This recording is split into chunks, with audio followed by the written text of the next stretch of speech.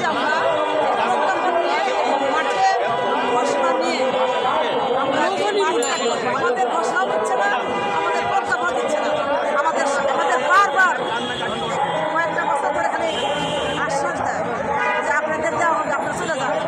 আমরা আন্দোলন ছেড়ে চলে যেতাম, কিন্তু এবার আমরা আন্দোলন ছেড়ে চলে যাবো না।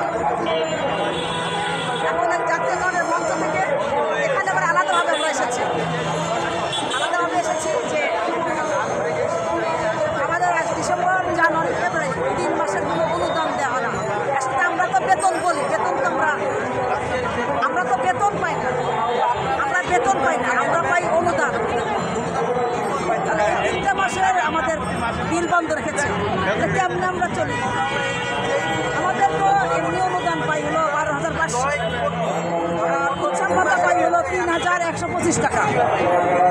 তাহলে আপনারা বলেন, আপনারা তো আমাদের ইন্টারনেট ছাত্র, আপনারা শিক্ষার্থী আমাদের ছিলেন একসময়, আপনারা বলেন যে আজ আন্দোলন করছি, আজ হলো 22তম দিন।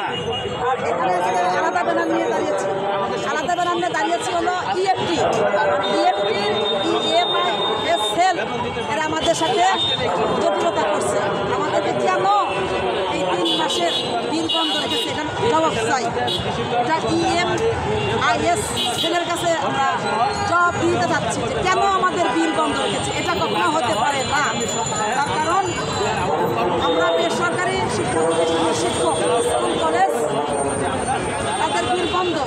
আপনারা বলুন যে কেন এই বন্ধটা করল, আমাদের সাথে এত জটিলতা করার কারণটা কি? আমরা কি তাদের শত্রু, নাকি আমরা তাদের টিচার? আমরা তাদের শিক্ষক, আর শিক্ষকের মর্যাদা তারা ভুলে গিয়েছে। আর শিক্ষকদের